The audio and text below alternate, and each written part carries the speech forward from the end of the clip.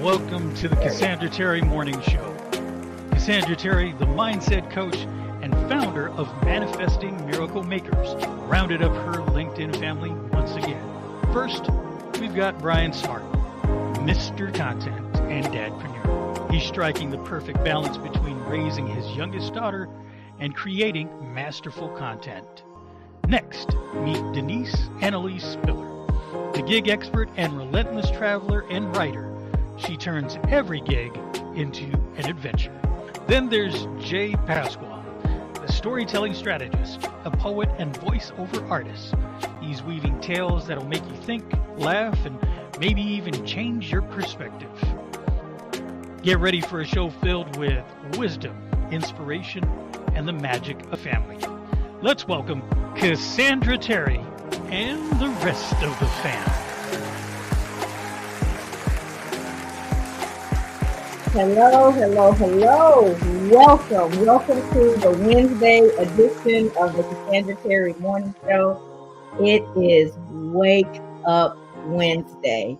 And on Wake Up Wednesday, we talk about the power of intentionality, the importance of being intentional. And as always, I have a quote or an acrostic for you guys. Today is a quote.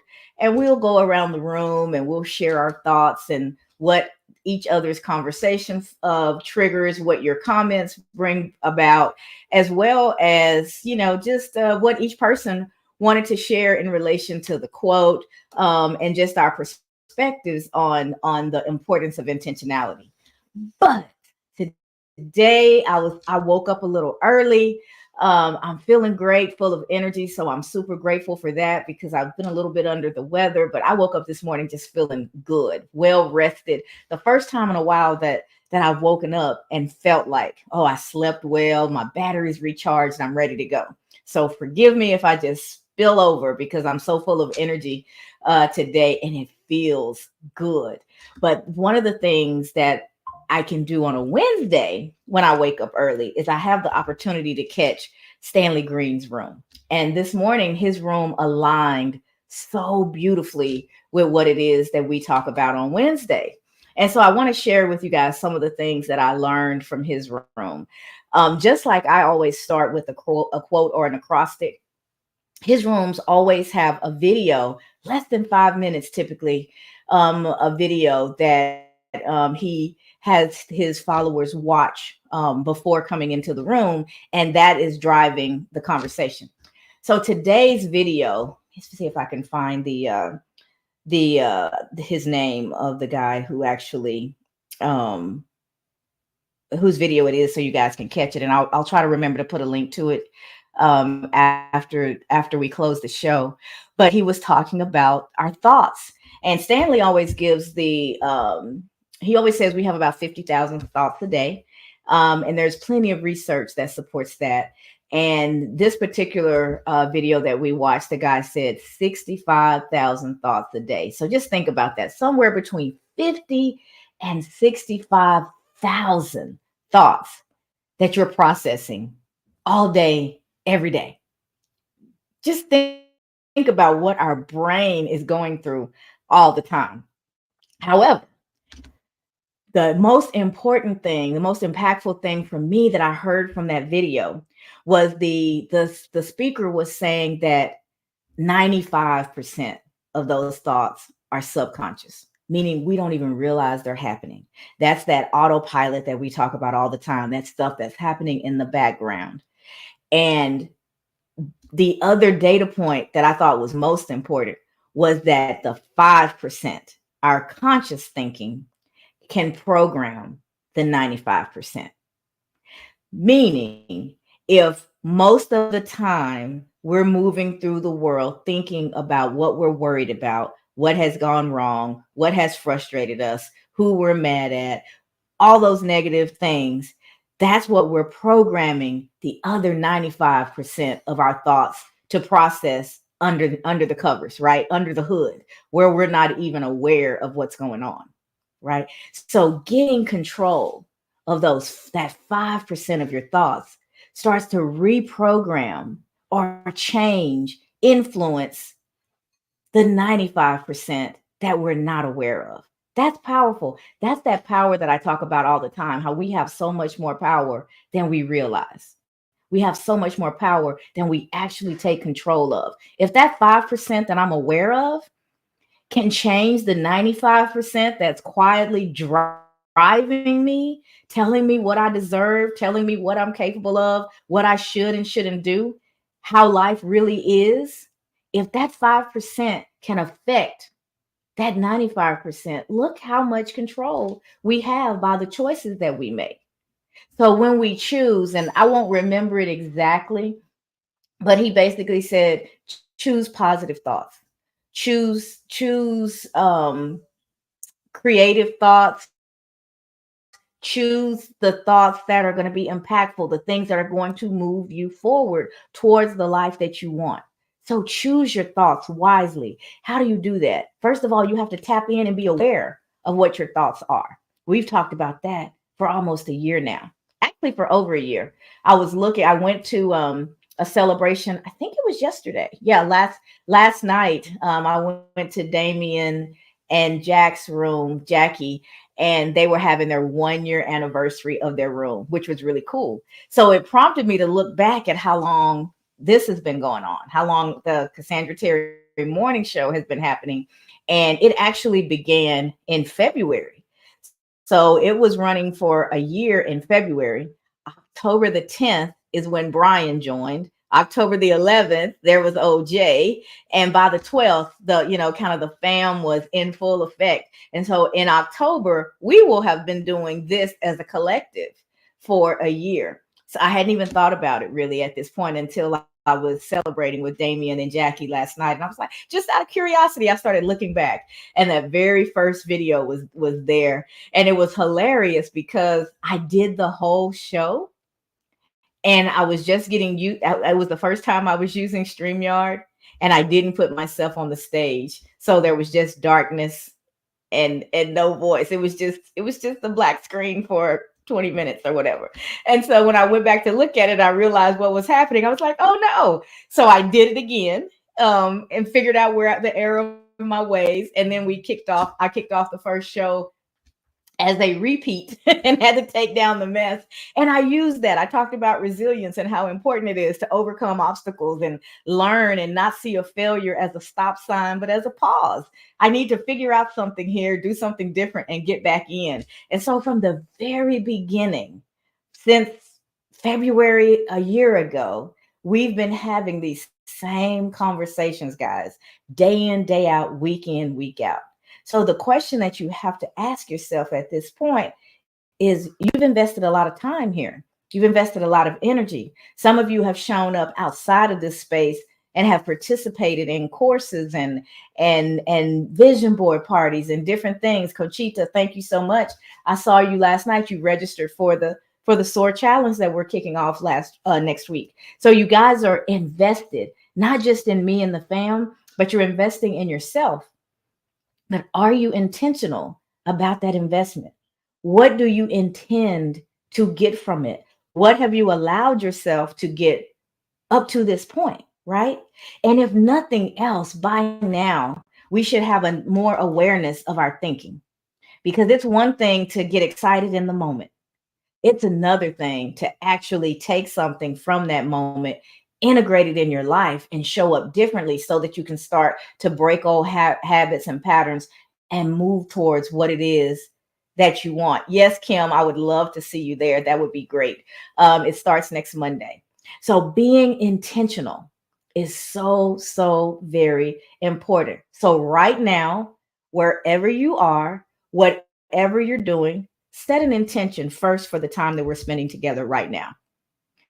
Be intentional about why you're here and what it is that you want to get from this moment, so that when this 45 minutes or so are up, you walk away with something, just one thing.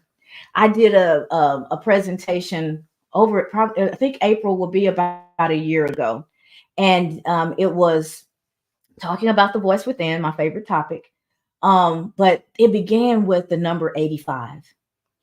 And I love numbers. Numbers don't lie. Numbers can be manipulated to tell a story, but numbers in and of themselves are one of the purest things around, right? They just the facts. They just give you the facts. And one of the facts that I discovered in my research is about 85% of us do absolutely nothing with the information that we receive when we go to courses, conferences, show up in rooms like that, those types of things. So I took it on as a mission a year ago to try and upset that number and move more of us from that 85% and start to increase that 15% and see that number grow. Meaning that the people who are hanging out with me, I want to keep talking to you. I want to keep shaking things up. I want to keep imploring you to jump into the 15%. Even if you just do one thing differently, it changes everything. You've disrupted the pattern of your life and you've given yourself the opportunity for a different outcome, a different experience, a different result. And that's what we're looking for. If we wanted the same old, we wouldn't be doing things like this. We wouldn't be looking for opportunities to grow and to learn and expand our knowledge, right? So we're looking for something different, but we have to move from looking for it to actually implementing something. We have to do something different. That's where the real change happens. And if you just take one thing, maybe it's I'm gonna start my day every day with positive affirmations or with gratitude. I'm gonna end my day with three great things that happened today, right? I'm going to show up and I'm actually going to engage and be more transparent and start to put myself out there a little bit more. I'm going to speak to that person that I've really wanted to get to know, but I've shied away from. I'm going to let my boss know what my intentions are, where I want to go in my career. I'm going to take a step, not all the steps, just one. Commit to that one thing. Be intentional about the one thing that you're willing to do different and watch your life start to change. Watch the results start to roll in that you've been wishing for before. But wishes are all up here and in here. And that's a great place to start. That visualization is where we begin to see what it is that we really want. But it stays there if you never put any action behind the wishes. You have to break that dream, break that wish down into a goal. My dream may be to have this big mansion on the hill, right? But unless I win the lottery, that's not going to happen tomorrow. But what actions can I start to take that's going to start moving me towards that hill? I'm going to be more mindful about how I spend my money. I'm going to be more mindful about what I invest in and where I spend my time.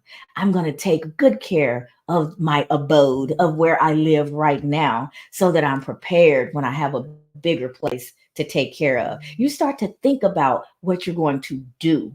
You have to go from thinking, dreaming, wishing, wanting to doing, implementing, taking action. And you only have to take one. That's where we get in trouble. We try to eat the whole elephant. You're never going to get there that way. Your mouth is stuck. Your jaws are uncomfortable and you just give up. This is too hard. This is too much, because it is. And you've bitten off literally more than you can chew if you're trying to eat that whole elephant. But what you can do is take a bite. And so you have to commit to the bite that you're going to take. And don't worry about the next bite. Just sink your teeth into that one. Chew with everything that you have. Give it all that you've got. Break it down. Get it done. Swallow that one. And now you're ready for the next bite. But don't think about it until you've accomplished step one. And most of the time, we're so busy thinking about step 21 that step 1 through 20, we don't even begin to take because we're already overwhelmed. Break it down, commit, take that first step. How does that tie to what we were talking about? Well, first of all, you're having all of these thoughts, 50 to 65,000 a day. But when you hone in on the one and you choose the I can, because those thoughts are often negative, a good portion, I've heard up to 90% of those thoughts are negative, are limiting, are fear based. So that's what's going on underneath the covers. But what we can do is choose that one positive thought. The example that the speaker used in the video was going to work. You make the conscious decision that it's time to go. But then once you do that, you kind of go on autopilot. You get in your car, you crank it up, you back out of your driveway, you turn on those familiar roads, and before you know it, you're there. You have not thought about all of those actions that you're taking. Subconsciously, your mind is driving you from where you are to where you're going. But it took that first thought to get it to do that. If you got in your car without intention, without the action of I'm going to work, who knows where you'd go? You'd probably drive around aimlessly because you have no point of destination picked out. You haven't thought about it. So the subconscious mind can't get to work to get you there. So when you see it like that and you see that that one thought, I'm going to get to work, got all the other thoughts aligned to get you there, you see that connection. That's why they say the 5% can reprogram the 95. So what do you do when you catch yourself having conscious thoughts that are not, y'all, I have to pause for a moment. I'm not going to cry, Miss Bridges. I might. My heart is so, I think I might. Oh my goodness. Y'all give me a moment. One of my teachers from school just joined the live. And this is a lady that I have loved ever since I was a little girl. And, I talk about where I grew up. And I was just one of those students that my community believed in. And she was a big, and is apparently still. I saw a lot of comments from her yesterday when she discovered my room. She's a big part of the confidence that I did have. It wasn't internal. I didn't, it took me a long time but to get to a point to where I believed in myself. But I had people like Alice Lamb Bridges, who just joined the room, who believed in me when I didn't have those beliefs in myself. She saw something in me. She told me I was special. She told me I was capable. She was not only my teacher, she was also our cheerleader sponsor. So cheerleading was a big part of my life when I was growing up. I made my first cheerleading squad when I was in the 4th grade, and I cheered all the way through until I graduated. So this lady and her kids were a very active and influential part of my life. And the fact that she just showed up right now really warms my heart. And I thank you, Miss Bridges, not only for being here today, but being so impactful and supportive of me when I didn't know how to do that for myself. The things that you guys saw and the things that you said to me and the way you believed in me and continued to support and move me forward helped me keep moving forward when I didn't have those thoughts for myself. I was so different than what they saw. I didn't believe in myself. I didn't realize how capable I was. I didn't see myself as special. I was so yearning to just fit in and just belong and just be liked. And at the same time, I had this community of people who were doing all of those things before I had the skills to do it for myself. So I will be forever grateful for you, to you for that, Miss Bridges. And it always means a lot to me when I get a chance to give people their flowers while they can still smell them. So I have a big old bouquet of flowers that are sprayed with love for you, Miss Bridges, and for really the entire Formersville teaching, all my teachers and the administrators and stuff. Y'all, I come from a very small town called Formersville, Texas. It's northeast of Dallas. My graduating class only had about 30 people in it. So it was a small environment. Everybody knew everybody. Everybody knew your parents. So if you weren't doing the things that you were supposed to do, there was somebody that knew your parents and could get you in line. And it was a different time too. Back then, adults, if they saw a kid not acting as they could step in and they could correct you without fear of the kid's parent, jumping down your throat. It's a different time now, but I was really reared by a community. Both the neighborhood that I lived in, that was community.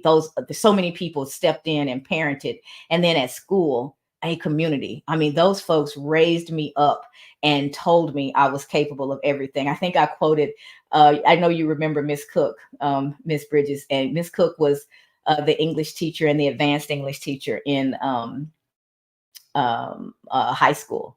And English is what I love. That was one of the courses that I always excelled in, and so did my mom. And so grammar and all those things. And she taught us, how you conjugate verbs and how you construct your sentences. And she taught us to master our language in a way that people don't teach anymore. And I'm forever grateful for that, because it helps me in my writing and to do all the things that I do now. That's why I told Miss Bridges yesterday, you guys are foundational to me getting here. But one of the things that Miss Cook said that I'll never forget, she had us reciting poems, and I did a poem by Robert Frost, who is still an author that I really like his work, because she introduced him to me when I was a youngin'. And when I finished, she looked at me with so much adoration in her eyes, and she said, "Cassandra, Robert Frost couldn't have done that better himself." So that is the kind of input I got growing up in this small town with people who saw you and recognized your abilities and set expectations for you to live up to those abilities. And for me to have been out of that school for 40 years, y'all.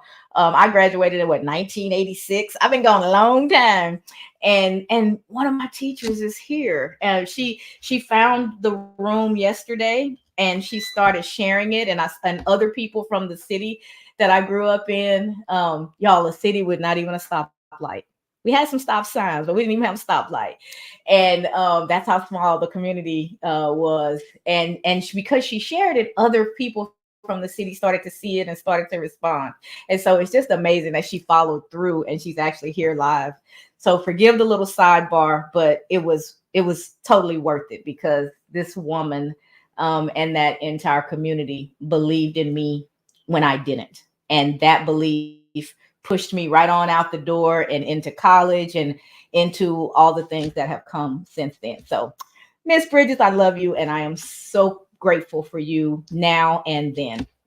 All right, let's see if I can get myself together and get back to it, because my cup is a little full at the moment. So let me start by taking a look at the comments that have come in, and then I'll share the quote with you. And then, Brian, I'm going to kick it over to you so I can pretend like I'm this tough girl that I have the world thinking I am. But right now, I'm all mush inside. So Sonia says, "Good morning, fam." Conchita, hey, Conchita says, "Greetings to all on my wonderful Wednesday. Grateful for another amazing day. So am I." She says, "Awesome, Cassandra. May your cup runneth over. Thanks for sharing the joy. You are absolutely welcome."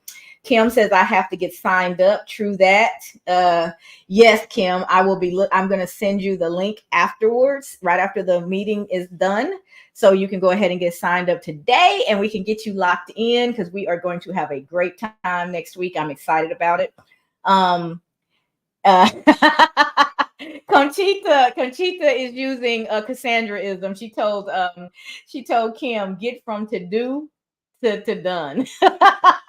I love it. I love it. I love it. And Kim said, "Amen." Miss Bridges, who started that whole soliloquy that I just got off on, said, "Good morning, pretty girl." And that was the other thing, y'all. They always told me I was pretty. They always told me I was so capable. Everything I did, they just made a big deal about it. If it was cheerleading, if it was reciting a poem, whatever it was, there was this constant reinforcement of, "You're good enough. You're great. You're excelling. You're capable." And even if I wasn't able to accept it in that moment, those words still have echoed within me my entire life, and have helped me to keep moving forward. Conchita says, "This is so touching, a full circle moment for Cassandra and Miss Bridges. Just makes my day. Mine too." And Kim says, "Amazing. LOL. Love it." Yes. So let me share today's quote. And then we will get around to Brian's thoughts, and then to Jay. And maybe I'll come back when I'm a little bit less perflunked, a little bit more together. So our quote for today is, "You can't cross the sea merely by standing and staring at the water." I'm going to let that sink in, guys. You can't cross the sea merely by standing and staring at the water.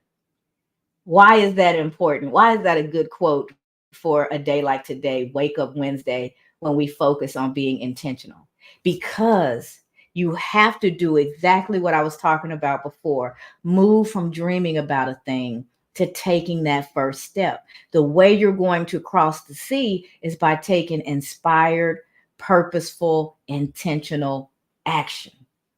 So hopefully you guys have already done it. What's your intention for this time? Why are you here? What do you intend to get from listening to me babble on with my friends today? You're here for a reason, and I hope it's not just because you like me. I love the fact that you do, but the reason I'm here is so that not only me, but each one of you can start having the change necessary to have the life that you desire. So purpose it in your mind right now. What intentional step are you going to take to move you towards the life that you want to live? If your life is on the other side of the sea, you're standing at the shore, and you've got to get across this barrier of water to get to where it is that you want to go. What's your first step? What's the first step that you need to take?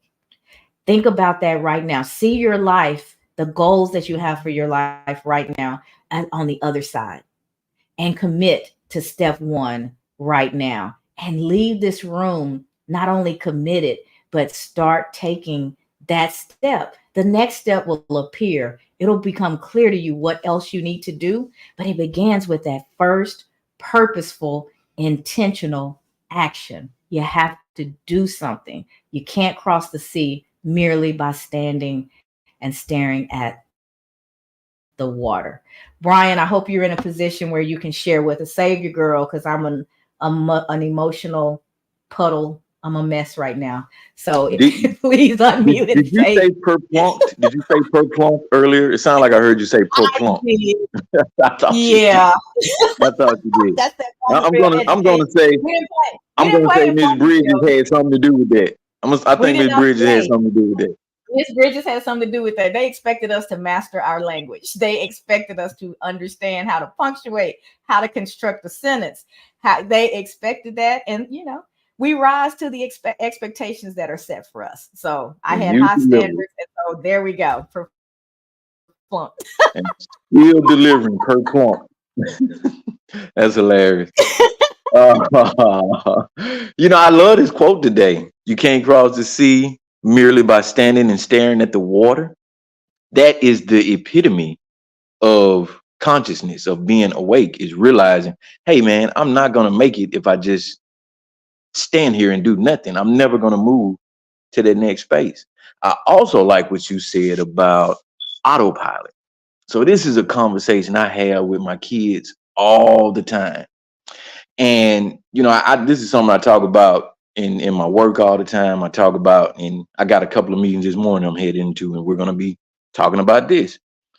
Your brain, and you need to be listening here. Your brain is not a creation station. It's a sending and a receiving station. As brilliant, as genius, as smart as you think you may be, you will never come up with an original thought.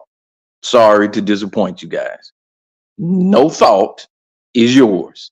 It's coming from somewhere and you're sending them somewhere else, right? To that end, let's talk about how auto suggestion puts you on the path to intentionality, right? So I take notes, and I make little stickies. I leave little reminders up around the house all the time. It's just a common thing. Everybody knows. But when it comes to what I want you to do, I'll start leaving up little sticky notes, and you'll think I'm leaving them for me. The reason I say that is this whole auto suggestion conversation that you started so smoothly, Cassandra. I made sticky notes for my own purpose, and I left them out so that Bree, my youngest daughter, could know. I said it's a way of training your brain to think about the things you want. She said, okay, I don't understand what you're talking about. Let me read it. Let me read. She said sub, and she looked up at me. Whenever she doesn't get a word, she'll look up at me. I said conscious. Then she went over to the next one. She said auto suggestion. Then she went over to the next one, creative imagination. So let's start with auto suggestion. I made an auto suggestion to her. Hey, you're amazing. You can do whatever you want to do. Dad doesn't mind if you look at his stuff. Now she's taking that and she put it into her subconscious. Now she's thinking, man, I can do anything. My dad's cool. He didn't mind if I look at his work. He wants me to learn. That in your subconscious, that plant transfers to your creative imagination. It starts to go into work and starts to come up with all of the things that you want to do. Like you said earlier, Cassandra, when you go into that place in the morning and you don't even have to think about it. That's because you use auto suggestion. You implanted that into your subconscious and now it's in your creative imagination. You don't have to think about it, right? You're just going down the roads that you know you need to get to so that you can get to that destination. It's the exact same thing in life. If you want a thing in life, you have to be the one to decide, I'm going to put this in there. Right? I might not always be the uplifting, the positive affirmation guy. I have bad days too.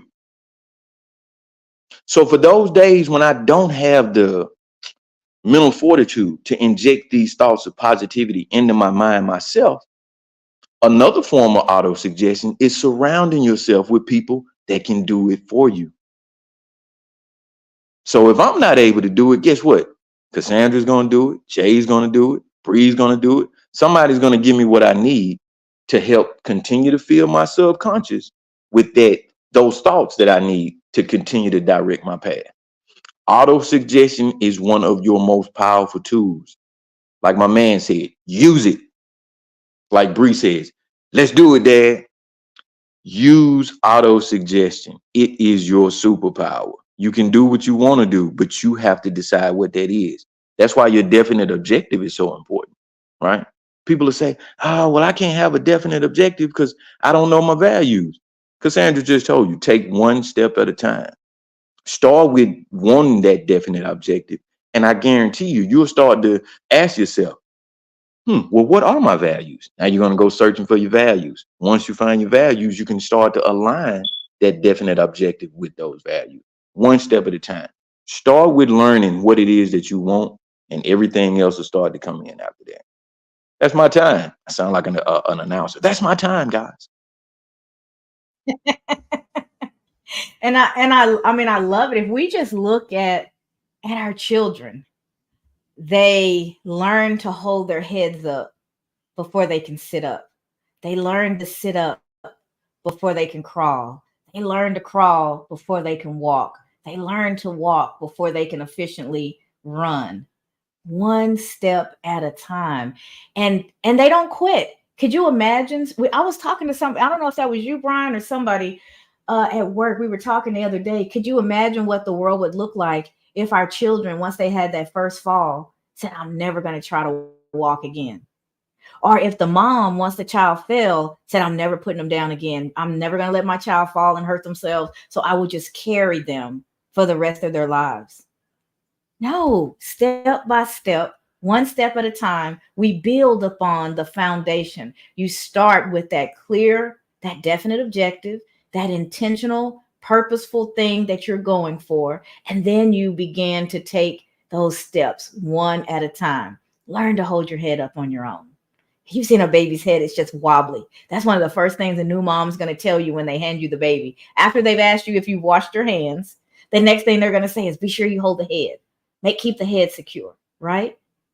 And then all of a sudden and this is so resonating with me right now because my grandbaby's going to be 3 months old next on Saturday. So he's gotten to the point where he's holding his head up. He's a little bit more aware and interacting with his eyes, and he smiles when he sees you. Just watching that development. Before, he was just a little sack of skin that you had to feed when it's cried and change his diaper. And you knew there was a person in there that was developing, but he couldn't do much except for just be. And now in 3 short months, he has an opinion. He knows when he lets you know if you're too loud, if he doesn't like the way you're holding him. He has an opinion already about what's okay and what's not. But it's a process. Learn to hold your head up on your own. Then you learn to sit up. Then you learn to crawl. You know that your mom put you on your belly. We call it tummy time. So you're building up those muscles.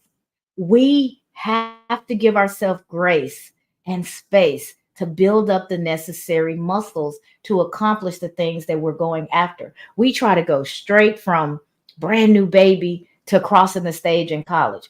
It's a process. That's why we talk about the 4 P's, right? It's a process before you propel to to the ultimate goal. Give yourself the opportunity to walk out your process without giving up along the way. Yes, you're going to fall. Yes, you will, but you can get back up and you can learn, why did I fall? Do I need to strengthen my legs? Was there a pothole there that I didn't notice? That's called learning from your mistakes. You take a look around, you examine what's happening, and then you integrate that into the next time you take that step. Now you're more likely to get farther because you've learned something that you can integrate that can help you keep moving towards your goals. That's what this life is, guys. We get up, we make a decision, we start going for it, we trip. Now we've got a decision to make. Am I going to get back up? Am I going to keep moving towards, or am I going to give up because it's so uncomfortable and never get to the destiny that really belongs to me? We get back up, but it starts with a choice. Choice. Make the choices that are going to move you forward and keep you moving in the direction of your goals. And as long as you're doing that and you're positive, I can do this. Yes, I fail, but now I know 100% assured that I know how to get back up. And I know something now that I didn't know before I failed. I'm going to use that and I'm going to get back in the game. And you are, as you're making those choices and you're having those mental conversations with yourself, that 5% is retraining, reprogramming, reframing the 95% that's playing under the hood. That's why it's so important to own your thoughts and to choose them wisely. Do you understand that you can choose your thoughts? We are not victims of our thoughts. When they show up, if they're not good thoughts, things that are going to move you forward, in that moment, choose another one. I fail. My thought tells me I'm no good. I'm never going to be able to do it. I talk right back to that thought and I say, I've done everything that I tried to do up to this point. This is something new. With time, I'll learn to do this too because I'm capable of learning. That's so different than the thoughts that we typically have. I can't believe I fail. And that person over there who I don't even know, now all of a sudden I'm concerned that that person saw me fall. If you get up, that person will also see you recover. And you may be the very thing that's inspiring them to get up when they fall. Just change your thinking, just a smidge, just a little bit, and changing your thinking, and you change everything. You start to reprogram that subconscious so that you are excelling in life and having the things that you desire. All right, Jay, it is your moment. I know you're going to bring us a powerful scripture, and I can't wait to hear what you want to share. But before you do, Miss Bridges just said, let's see what she says. Mrs. Highsmith told me that your mom was so smart in school, too. It was your beautiful smile every day that made others gravitate towards you, and total respect for adults who work with you.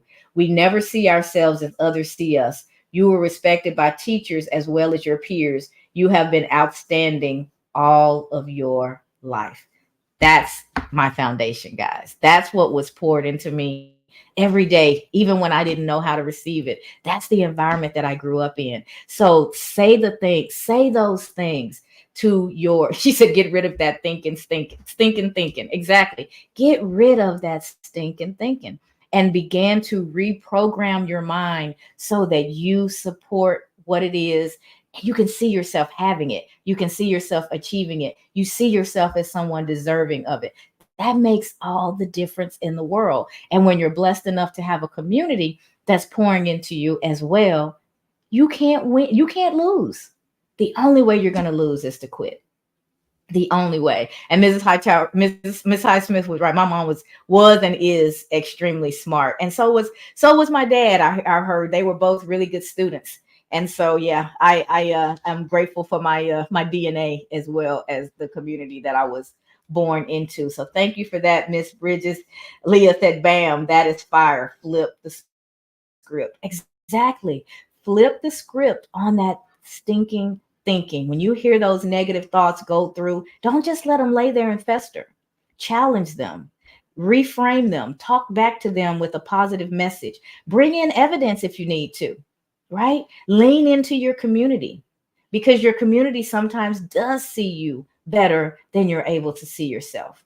So there's so many opportunities to reframe that thinking, but you have to wake up Wednesday and every day and be intentional about what you allow, the inputs that you allow, and the thoughts that you allow to go through your head.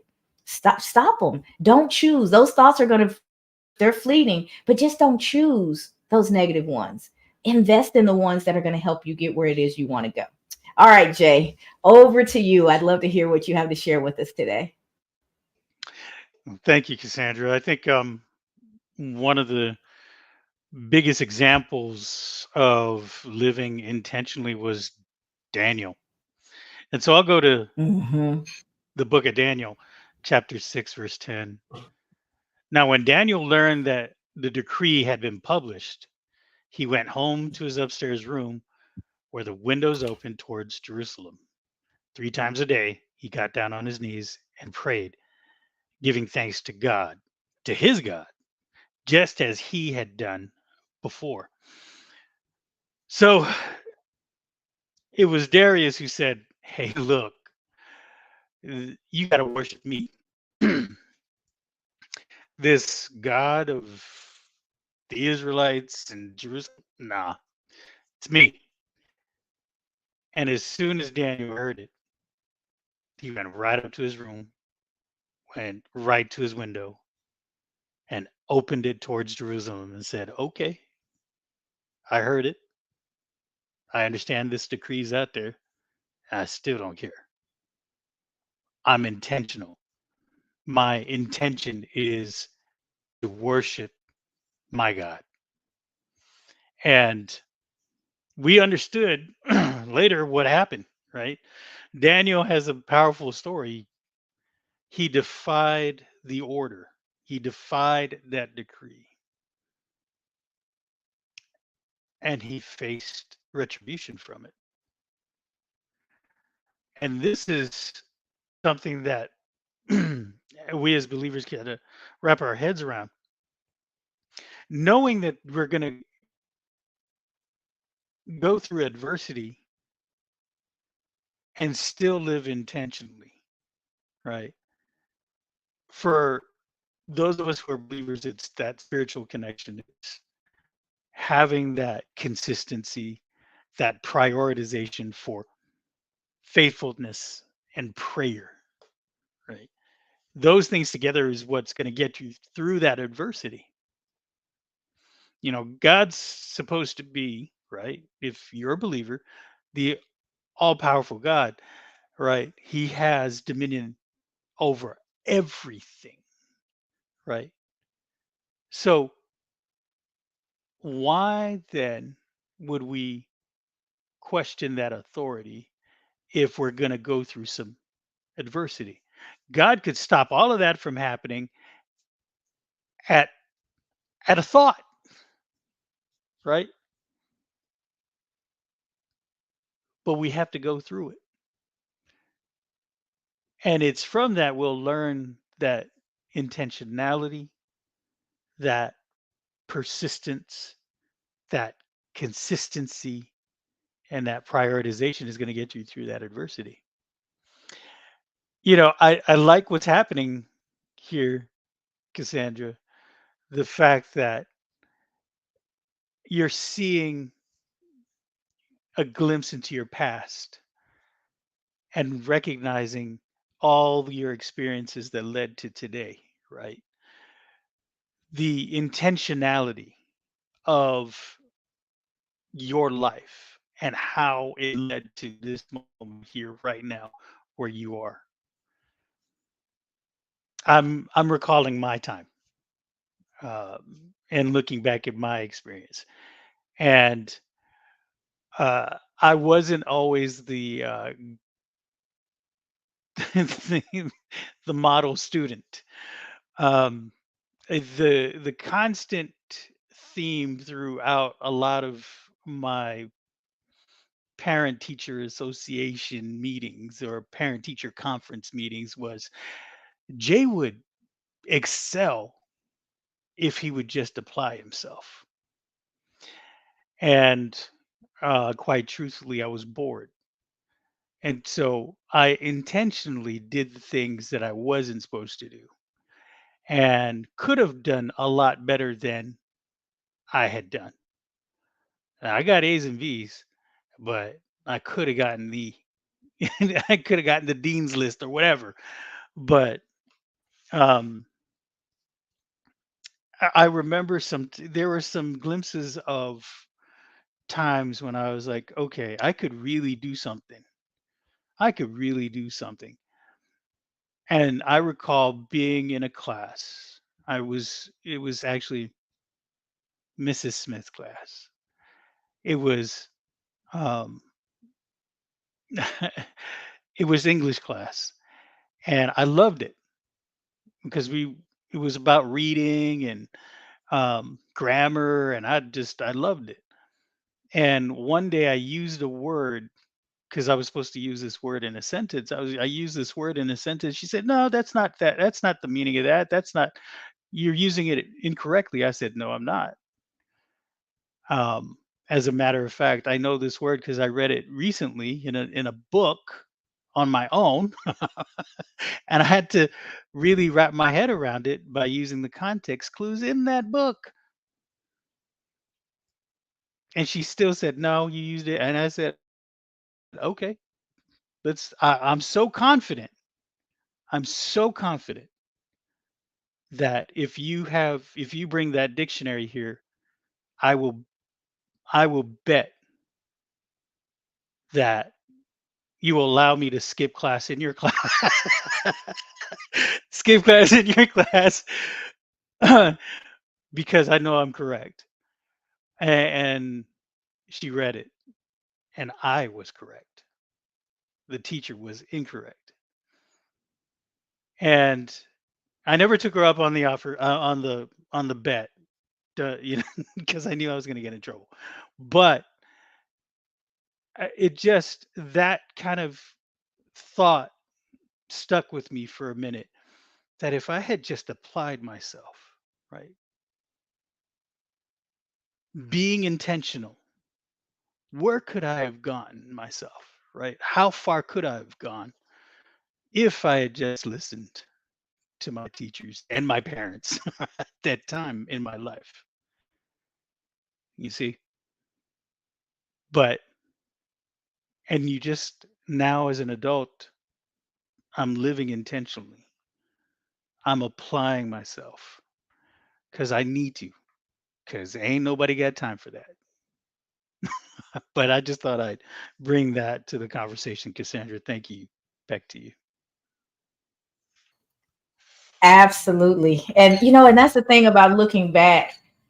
I encourage us to look back without judgment, because it allows us to do a more accurate review of our lives, but it also allows us to see the lessons in it.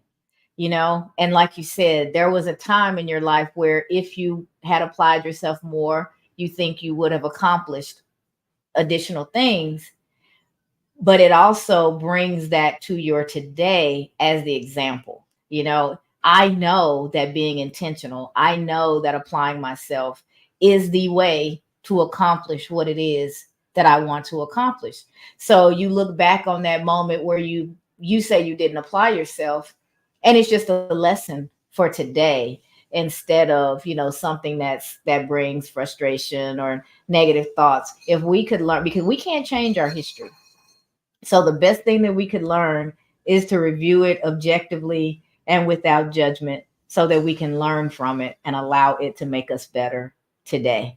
There's a lot of things that I could have done differently, but I look at it now and I just don't have any categories for those things. There's things that I wish had gone differently for little Cassandra, but I don't categorize them as good or bad or whatever anymore. They were just are. They just were what they were, and they all came together to create the person that's sitting here now. So they all played a role. They all had a reason.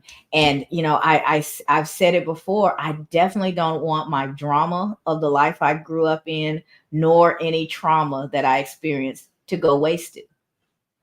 And if I can share something and it makes life better for somebody else, then my experience wasn't wasted. It helped me become more compassionate. It helped me become more resilient.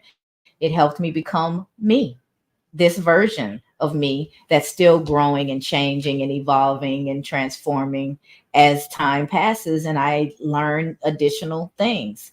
So even the things that if I had complete control of the pen, right? If I was really writing all the story myself, the chapters that I wouldn't have written, they play a part in me being who I am, in me seeing the world and feeling and seeing people the way I do. So knowing that they all have a place helps me to look at my entire journey with more gratitude and appreciation and just see things differently. Miss Bridget said they were life lessons. Absolutely. Absolutely, they were life lessons. Conchita says, you, Jay, are exactly where God anointed you to be for such a time as this. Your scriptural context is always applicable to each day's topic. It all worked for your good. Thumbs up. There it is. Change one thing in your past and you change the entire outcome. You're in a different place. You're a different person than who we get to enjoy every day. So knowing that really helps me ground how I look at my past. It helps me heal from things that I saw in a different light when I was younger. When we process, we're processing at the age that we were then, right? And when we have the opportunity to look at things through adult eyes, you can really change your narrative and you can really see how all of those things played a part in your life unfolding as it has up until this point. But be intentional. Be intentional about the thoughts that you're having right now, the ones that you allow to stick. Be intentional about moving, as Conchita said, from to do to done. It is not enough. You can't cross the sea merely by standing and staring at the water. That was written by, I hadn't said his name yet because it's such a hard one. His name is Rabindranath, and I think his last name is Tagore, but that part I'm not as sure. But he was the first non-European to win a Nobel Peace Prize, and he won it in, I believe in literature. Um, you can look him up. He has quite a rich history, and contributed a lot to the world. But this particular quote just grabbed me, and I had to share it with you guys because I think we spend a lot of our time staring at the sea. We want to get to the other side. We know there's something all over there for us, but either we're afraid of the water, we're afraid of our abilities. Can I really swim all the way across? What if I get halfway across and I'm needed back here? Our minds will start to spin and we will come up with all of these what ifs. But what if you make it to the other side? Why don't we learn to visualize and expect success as much as we visualize and expect things to go wrong? Change that stinking thinking, like Miss Bridges said, and visualize yourself on the other side, enjoying that thing that you've been trying to get to. And it will encourage you. It will build up your resilience and your belief in self, and it'll give you just enough strength to take that first step. That is all you need. One step at a time, one decision at a time, one choice at a time is how we get it done. These leapfrog dreams, this instant gratification nation that we live in, where we want everything now, we want everything easy, it's not real. That's reality TV. There is very little reality in reality TV. It's produced, it's scripted. The parts that don't look good are cut out. The things that they didn't say right get rewritten. It's not real. It is a picture of life. It's not living. It's just a snapshot, right? And often it's not even a snapshot, it's a painting because they've made it look exactly how they want it to look. We don't have that luxury. We don't have that time to waste. Don't spend your time trying to look like you have the life that you want. Spend your time actually investing and creating that life. If I want to look rich and I buy a big fancy car and move into the right neighborhood and everything that I own has somebody else's name on it because I'm all about the labels, I may have all of those things and not a penny to my name. I may barely be able to put gas in that car. I may barely be able to make the monthly payments. I look great, but I'm house poor. People make those decisions all the time, but that's about looking the part.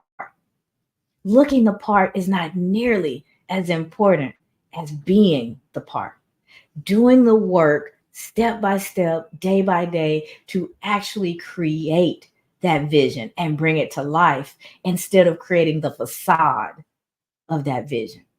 That's why we try to show up transparently. That's why we talk to you guys about the things that didn't go so well. We laugh sometimes when we're coming on a little late because the technology didn't work. Miss Bridges was telling me just a few minutes ago that we lost our connection on Facebook. Life will life. Things will happen. But how you respond to those things is what's going to keep you or deter you from creating the life that you desire. Are the obstacles that hit you yield signs or are they stop signs? Don't let them be stop signs. When you yield, what does a yield time tell you? Caution. Take a moment. Look around. Survey the scene. See what's going on and then proceed with caution. I still remember driver's ed. That's what the book said. Proceed with caution. After you've surveyed and you've looked around and you've taken in the data, now you're prepared to get going again. But if you hit the stop sign, it trips over. You're done. So make it a yield sign when you hit an obstacle. Figure out what it's trying to teach you and then learn that lesson, implement it in your life, and get right back on the road. Get right back on the trip, headed towards the life that you are actually creating for real. That's what it's all about. Let's see. We've got a couple more comments that came in. Conchita said, it was Leah. Wow, Jay, that was an incredible story. You are now stepping into your power, and we are all blessed to learn from your wisdom and knowledge. Conchita says there's a great book by John Ortberg entitled, If You Want to Walk on Water, You Have to Get Out of the Boat. Highly recommend reading that. Definitely supports today's quote. And Leah said, Conchita, that sounds amazing. Absolutely. You're not going to walk on water from the boat. You can float on water because that's what a boat's designed to do. But if you actually want to walk by faith, you got to take that first step. And that's what the quote is all about today. You can't cross the sea merely by standing and staring at the water. So get excited about what's on the other side. Understand that you're capable of getting there. Understand that you deserve the life that you desire.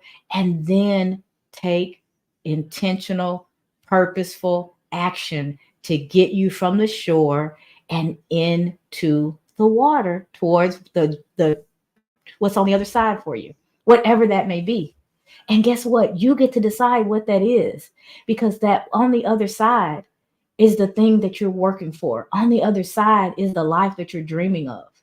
See it there. Understand that it's over there, but you've got some work to do to get there. You may have to swim. You may have to float. You may have to find a boat or something that's going to help you get there. But take that first step. And the first step is deciding what's on the other side, deciding that you clearly want it and that you're committed to getting it, and then stepping into the water. We're all capable. We are all deserving. So don't waste another minute staring at the sea. Start taking your first step towards the life that you desire. That is it for today's show, guys. We are so grateful for each one of you. Thank you for joining us today. Make sure you join us every week, Tuesday through Friday, 7:15 a.m. Or tomorrow's Thursday already. Thankful Thursday, my favorite day. Show. For advertising or sponsorship questions, reach out to Cassandra or any member of the FAM Collective on their LinkedIn profiles. Have a great day, everyone. Have a great day, everybody. See you back here tomorrow. And don't forget to sign up for the SOAR Challenge. thevoicewithinwins.com/door challenge.